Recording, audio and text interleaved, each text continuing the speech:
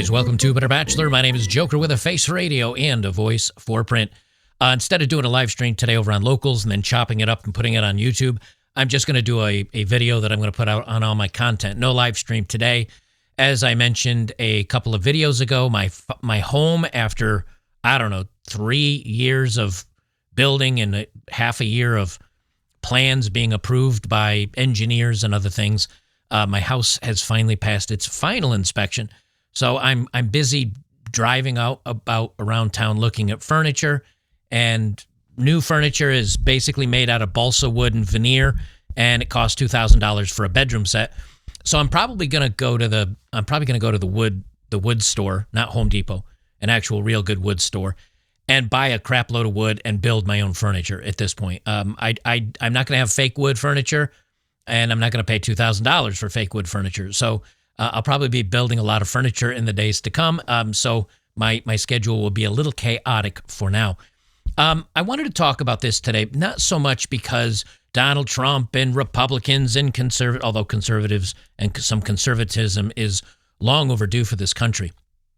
It's more about the impact that this is going to have on not only our country, but against kind of the global alliance and leftism and wokeism and feminism and all the other isms that always seem to go tightly together. And yes, men voted for Trump, and yes, Hispanic men voted primarily for Trump, and black men voted in higher proportions in the past for conservatives. But to me, this is less about Donald Trump as a person and more about what it stands for, more about his administration. You know, he's got Tulsi Gabbard, and he's putting other women in positions of power. So you can't say, well, this is all about men, although it is the return of patriarchy, meaning strong men in strong positions doing things that make sense instead of acting upon their feelings and their fifis and whatever it makes people feel good. And it's also about fixing some of the problems that have been plaguing us over the last several years. Whether you look at military recruitment, whether you look at DEI, whether you look at the woke, whether you look at all the other things that have gone on, primarily they're against men. And, looking at putting men that dress up in skirts in women's sports, you can say, well, that's against women, but it's really not. It's against men. It's against masculinity and men being masculine and men being strong. And I've got a couple of videos that I'll show you that kind of exemplify my point. But I want to talk about some of the policies that are getting enacted, because this is the return of sanity. This is the return of doing the right thing and making the country strong again. And as we know in the past, when America decides to go with something, the rest of the world in many cases follows. Not because necessarily the United States is better by any means. There's a lot of countries I think I like more than the United States when it comes to some things. But it's because Hollywood comes out of the United States, and music industry heavily comes out of the United States. And our policies and our politics and the way that we do our governing there were BLM riots, Bravo Lima Mike riots over here in the United States. And the next thing you know, Germany and Denmark and the UK and Australia are having Bravo Lima Mike marches. Like, what was the point? It was the ideology. It was the fighting back against whatever these woke ideologues wanted us to do. So the return of the patriarchy and America electing Donald Trump and bringing back morals and values and getting rid of a lot of the policies that were based on feelings, I think is a good thing. And I think this will do a lot to not only heal the country, but I think it's good for men, overwhelmingly good for men. And so, yes, in many ways, this is the return of the patriarchy. I think it is a good thing, because the patriarchy really, yeah, you could say, well, it's a bunch of old men, but those old men also got us to where we are today. Now, I know a lot of you are going to be screaming about the boomers. I get it. But having a strong country and having pride in your country, no matter what country you're from, and having strong men who govern by strict, straight, to the point law instead of a hierarchy of who's better and who's more opposed and who's more oppressed and who's more on the victim scales is a big deal. Before we get too far into the main story, let's hear from our sponsor today, The Wellness Company. All right, guys, the countdown is on before the new administration exposes the entire plandemic. Most know it's a large sum of people's health was negatively impacted by global coercion. Whether severe side effects or experiencing long COVID, check out the natural solution formulated by Dr. Peter McCullough in collaboration with the Wellness Company. And they've just leveled up their original detox formula for $30 less. Introducing the 3-in-1 Ultimate Spike Detox, conveniently consolidated into one capsule with 4 times more nitokinase, 500 milligrams of bromelain, and 500 milligrams of turmeric root extract. Nitokinase is an enzyme researched for its anti-clotting effects, may work to break down spike proteins. Combined with bromelain and curcumin, it provides a potent blend for detoxification and cellular support. Crafted with 100% natural ingredients, Ultimate Spike Detox is backed by research, offering effective support for your cell's natural repair and recovery. Experience the only formula approved and used by Dr. Peter McCullough, a top freedom-fighting doctor who risked it all. Head to twc.health/oddmanout. Use code oddmanout to save 10% off plus free shipping. Again, get your Ultimate Spike Detox from the Wellness Company, twc.health/oddmanout. Use code oddmanout, save 10% off and free shipping, and get back to that pre-COVID feeling. I'm going to talk about some of the things he's overturning. I've got some responses. My favorite one here is from this one, which is from Ms. Magazine. Donald Trump rides patriarchy back to the White House. And this is written by a guy. I don't know what he looks like, probably effeminate, might even have some makeup on. Does he have a picture of him? No, of course not. No, of course not. Probably because he's sitting there in a skirt with lipstick on his face. So anyway, we're going to talk about some of these things. I want to talk about some of his executive orders. I think this will heal ourselves, and hopefully it'll bleed over to some of the other countries that are suffering the same problems, like the UK and Australia, etc.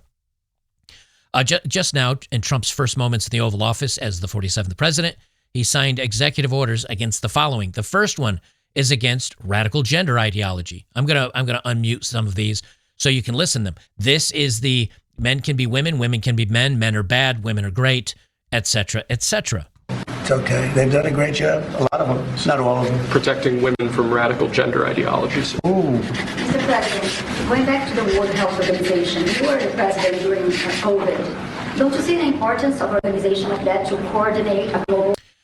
Something I think is kind of cool is he actually did this while giving an interview at the same time, while he signed 4,000 of these executive orders. Now, I am not a fan of the president being able to just swipe a pen and have this much executive power. I do think this needs to be removed, and things need to go back through the Congress and the Senate, and then be proposed to Trump to sign into law or veto or ratify or whatever. We've given the presidents way, way too much power, but if this is the way that we're going to govern, then him using the power of the pen, I think, is perfectly fair. He's also signed an executive order suspending the U.S. refugee resettlement program, aiming to realign it with American interests, meaning basically he's going to be closing down the borders and resettling people that need to be resettled. Well, they don't have to be resettled here in the United States if they've gone through 17 other countries that are places where they could resettle in first. This next order relates to the definition of birthright citizenship under the 14th Amendment of the United States. That's a good one. Birthright. That's a big one. What about that one in the court? That one is likely to be passed. Could be. We think we have good grounds, but you could be right. I mean, you'll find out. Now, what he's saying here is somebody said, well, will that get challenged in the courts? And he's like, yeah, maybe. But we're going to start here. We'll see.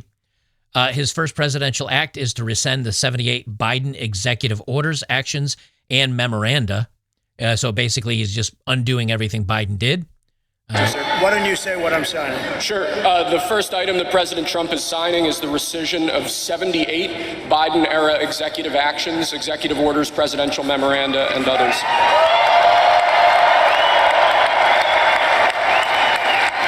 So obviously, that got a lot of love and appreciation. He signed an executive order to withdraw the United States from the Paris Climate Agreement. Now, for those of you that don't know, the Paris Climate Agreement does not agree to a clean climate. In many cases, such as China and India, it means, well, we're gonna keep doing what we're doing, but we're signing a stack of papers to send you in this case. So he's stepping out of this. Thank you, sir. The next item here is the withdrawal from the Paris Climate Treaty.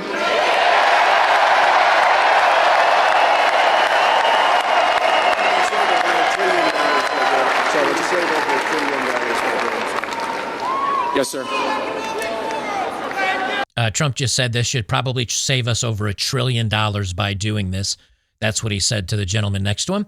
Another one, he signed an executive order designating drug cartels as foreign terror organizations that can now be targeted with lethal force by the U.S. military. Again, another very big move. This is actually an executive order designating the cartels and other organizations to be foreign terrorist organizations. That's a big one. Yes, sir. People have wanted to do this for years. So they are now designated as terrorist organizations, foreign, and Mexico probably doesn't want that, but we have to do what's right. They're killing our people. They're killing 250, 300,000 American people a year, not 100, like has been reported for 15 years. It's probably 300,000. So this will close down fentanyl. Well, his attempt to close down the borders, close down the fentanyl coming across the border, the people coming across with it, and the trafficking that is going on with minors and other people that are basically just paying exorbitant amounts of money to these coyotes being dragged across the border and dropped off, or in some cases they don't make it. And something I did like, and this is after signing this, because again, he did this in a stadium, unlike the normal doing it in the White House in front of cameras with the press. He did this in an auditorium with his fans, the people that voted him into office. He did this, and usually after signing executive orders, the pens that are used to sign executive orders are given out to various staffers. They're given out to Congress, senators, people that have supported the bills as a little bit of the memorandum. Trump, in usual fashion, decided to buck the trend, and after signing it, he just took the pens and threw them out into the crowd of people that voted for him. He's giving the pins. Trump is throwing his pins to the people. How can you say this man is a dictator?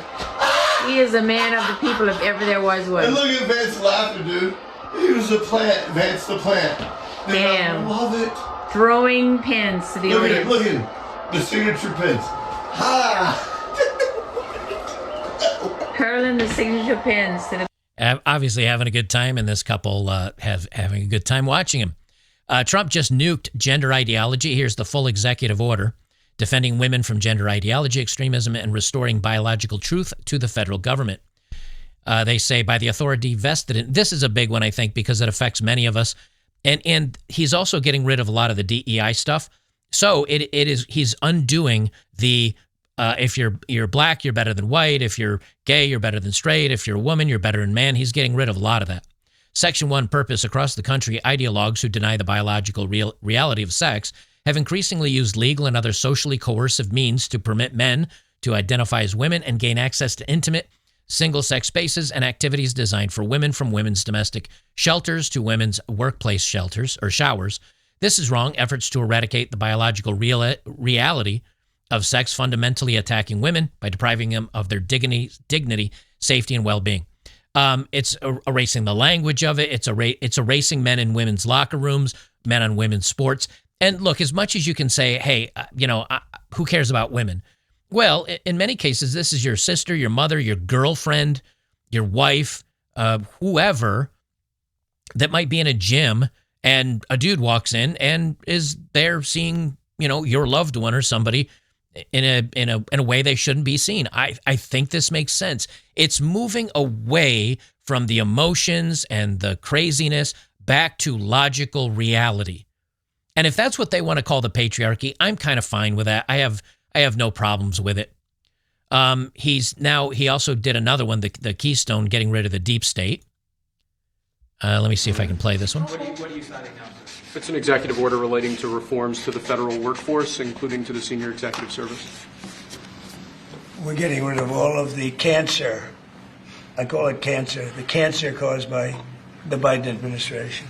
So he's basically signing in that he can fire or remove people under Section F, I believe it's called, and they're going to be doing so. And to try to protect themselves, like the FBI closed down its DEI department before Trump came in, and they reassigned all those agents somewhere else, or all those employees somewhere else.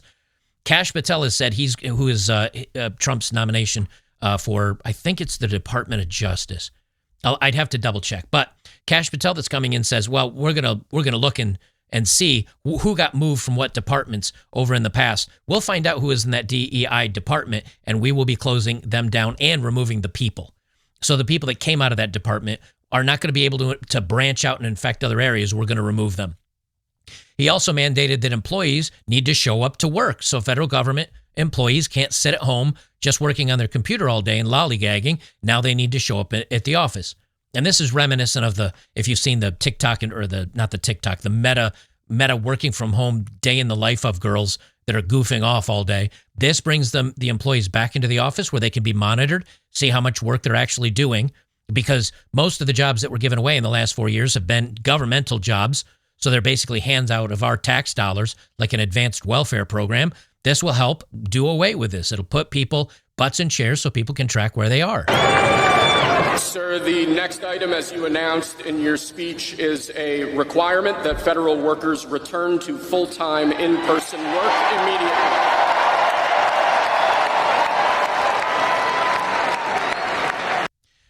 Let's see, were there any others I wanted to highlight? Not really.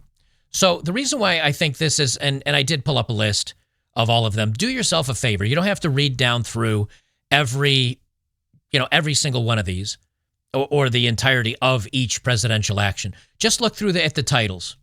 He's doing a hiring freeze for the government, regulatory freeze pending reviews. So they're not going to be putting in any more government laws or more regulations. They're going to do a full review before doing anything. Return to in-person at work, ending the weaponization of the federal government, which is they went after mothers and fathers at these school boards that were questioning gender ideology to their kids, and they were put on a DOJ watch list. They're going to end that. And restoring freedom of speech and ending federal censorship. And they even said they're going to go after any social media that is not allowing people free speech. Initial recessions of harmful executive orders, which is undoing Biden's stuff. There's so many of them that are in here that are great. And so when, moving away from the World Health Organization, what do I mean? Again, and I'll reiterate this. What do I mean when I say the patriarchy? It's men ruling by logic. It doesn't mean white men. It doesn't mean old men. It doesn't even necessarily mean men. It just means ruling by logic, ruling by law that makes sense, that is fair, that is equal, that is just.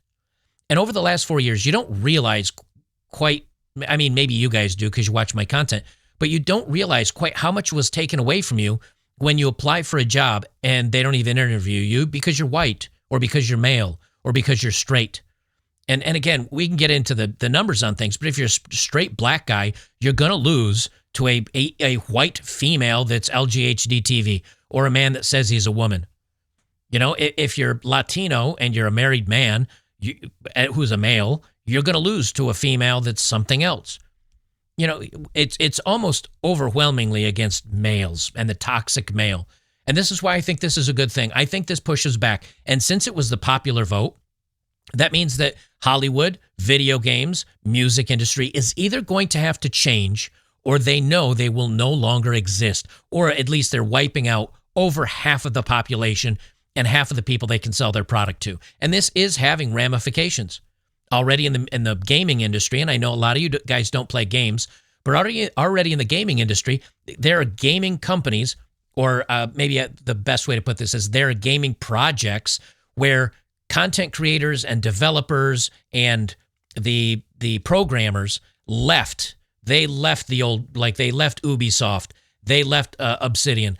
They left some of these to start their own gaming companies.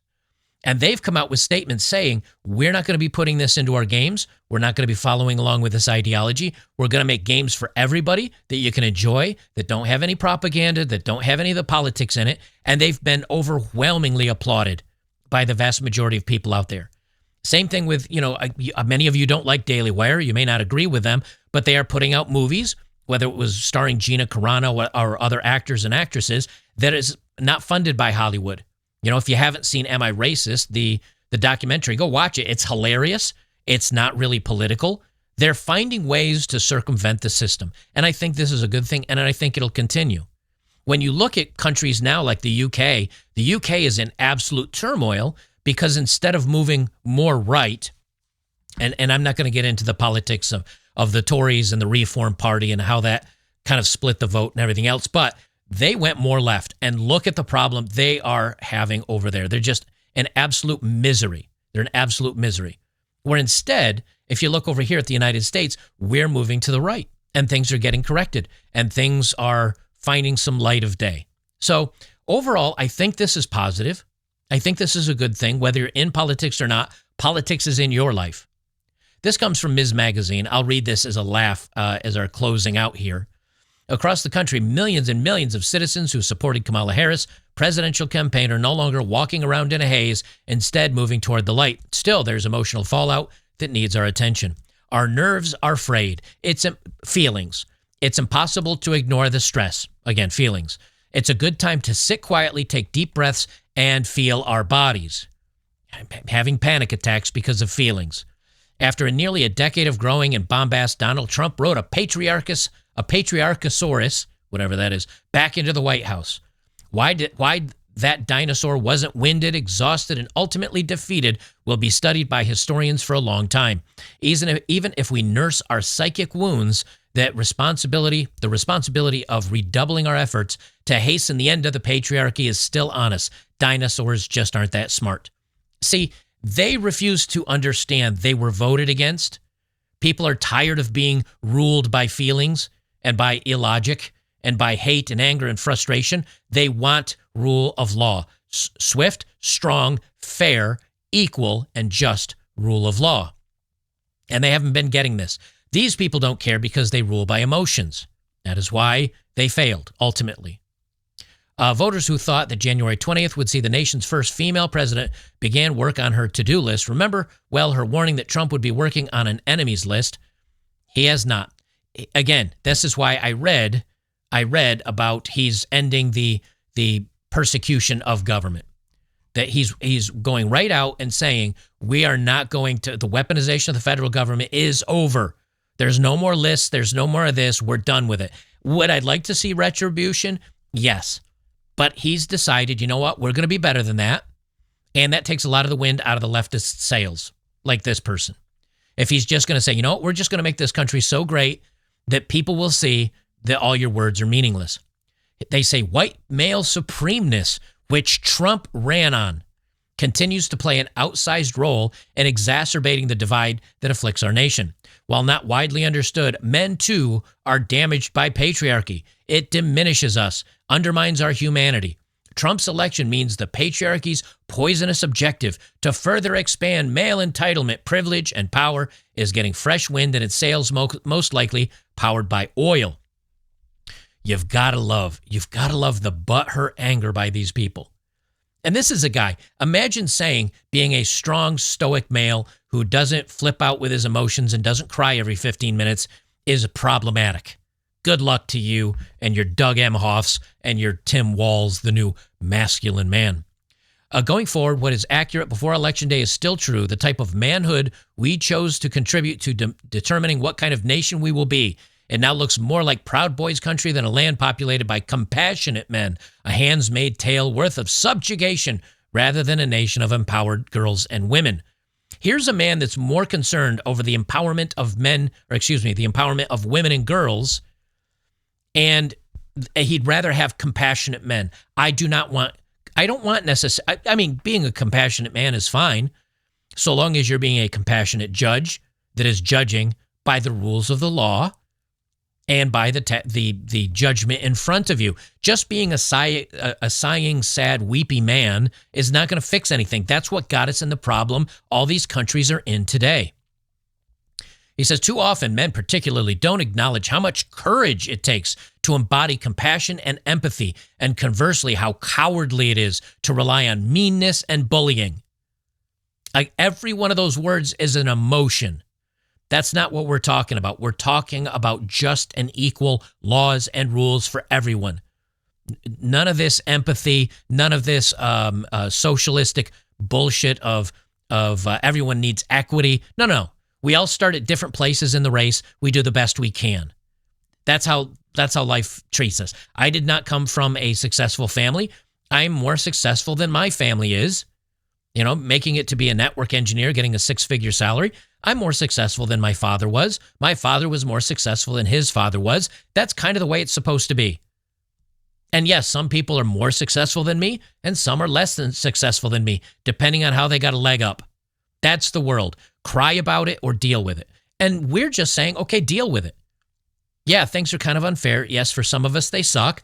But if you work hard and you apply yourself, you'll do better. Maybe you won't be doing as good as or better than the next guy, but you'll do better. But instead, they say, well, just rely on the state, cry, whine, feel bad about things, and understand that the world isn't fair, and just wait for the government to give you a free handout. That is the most modern form of slavery you could ever ask for. It is a horrible thing to do to people. And we can see how many people are absolutely thrilled because if you think about it, the whinging and the crying and the weeping and the breakdowns and the screaming into the heavens, it's awful quiet. In this year of our Lord 2024, it's awful quiet compared to 2016. Why is that? Because a lot of people saw how expensive things were getting and how crazy the borders are and the missing kids that were brought across the border, 300,000 of which are just gone and missing. The number of people that know somebody that have been ended because of the fentanyl and the other things pouring across the border. People see that and they say, you know something? Mass media has been lying to me for the last 8 years. All their whinging and crying doesn't matter. And I'm now judging the world based on my feeling or on my facts, not based on the feelings, because your feelings are full of lies and poison. That's why it's so much quieter now. That's why there's not the breakdown videos and the videos like there was in 2016. It's because those people are quiet because they realize things aren't good. Now, do some of them still go on the internet and cry like this guy? Yes. And he goes on and talks about Kamala Harris. No, there's not going back and we need strong women. We're done with that. We're done with that. We're just through with that. I'm going to play this clip. This will be the last clip. It's about 2 minutes. Now here, this is one of the big problems the churches have. The church allowed women to become pastors. And in some cases, Catholic priests. And what did they bring in with the women that wanted to preach the word of God? They brought in the rainbow. They brought in the LGHD TV. They brought in the trans and the kids and all that other stuff. They brought that poison in with them. And this is this is a woman here, a pastor, that's giving a speech to President or speaking about President Trump, J.D. Vance. I want you to listen to how she's not speaking about the word of God. She's not speaking about the Bible or what the Lord says. She's giving opinion. This is what happens when you let women into these spaces. And this is why I say the return of patriarchy and the return of law and order and reason and sanity is a good thing.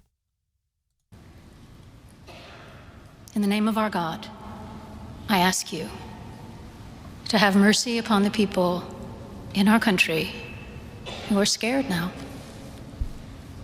There are gay, lesbian, and transgender children in Democratic, Republican, and independent families. The first thing she comes out with is talking about kids, boys that should be girls and girls that should be boys, that are children. You can't let a child get a tattoo. You can't let a child decide to tip back a whiskey on the rocks and smoke a stogie. But it's okay to irreparably damage themselves. And she's speaking in a prayer or at a pulpit to people. It's not about the Lord. It's about her ideology. This is what happens when you let women get into spaces, which is why I think it's good that as the patriarchy is returning, we were a better world when it was ruled by men. Some who fear for their lives. And the people who pick our crops and clean our office buildings, who labor in poultry farms and meat packing plants, who wash the dishes after we eat in restaurants and work the night shifts in hospitals, they may not be citizens or have the proper documentation. But the vast majority of immigrants are not criminals. Notice the jobs that she didn't say, these are doctors, these are nurses, these are lawyers. She went through and she said, these are cleaners, sanitation workers, poultry farm workers. What was the first one? Farmers picking our crops. She's basically saying these people coming across, there are new slaves, the new slave labor. They will work under the table. They will hide from immigration. They will accept less money. They don't pay any taxes. They're basically persona non grata. They don't exist except for working these manual jobs. And she thinks it's fine that they're here. Now, she'd like to make them fully legal citizens, and so would the government, of course, because then they can tax them. But then if you're taxing them, they can afford $5 or $8 or $10 an hour, so they'll demand more, and plus leading to inflation and everything else. And besides that, if they cross the border without proper means to become a citizen, they've already broken the law. And you've got millions of Americans that are out of work looking for work. And the whole trope of, oh, they wouldn't work in these farms picking crops or cleaning, that's a lie. That's a lie. And that's been debunked. I won't get into all that. But again, speaking from the pulpit, giving her own personal agenda. They pay taxes. They don't. And are good neighbors. They are faithful members of our churches and mosques. Churches and mosques. I don't think so. I don't think so. They're not members of the community, that's for sure. Now, maybe the Muslims are good, faithful members going to their mosques. But do you think they're going to get along with Christianity? Not so much. Synagogues, wadara, and temples. I ask you to have mercy, Mr. President, on those in our communities whose children fear that their parents will be taken away. No one's taking away families. No one's tearing apart families. They're going to send everybody across the border. But again, they're going to send them across the border together. But again, feelings. I get into the politics and I start ranting on the politics of this. But you notice it's feelings. It's here's my agenda. She's not speaking anywhere from the Bible. And that you help those who are fleeing war zones and persecution in their own lands to find compassion and welcome here. Our God teaches us that we are to be merciful to the stranger, for we were all once strangers in this land. May God grant us the strength and courage to honor the dignity of every human being, to speak the truth to one another in love, and walk humbly with each other and our God for the good of all people in this nation and the world. Amen. Propaganda. This is what happens when you let these dingbat females into our spaces. Instead of saying the word of the Bible or the words of God's or the meanings or being theological about it, she's like, well, here's my agenda. Here's what the leftists want. How can I spin that and pretend like it's the word of God? This is what we want to get away from. We want to get back to sanity. We want to get back to strong men, strong law, strong government. We want to get back to reality. And that's what the return of the patriarchy is. Moving back to reality. Moving back to making sense. Moving back to the real world. And I think that's a good thing.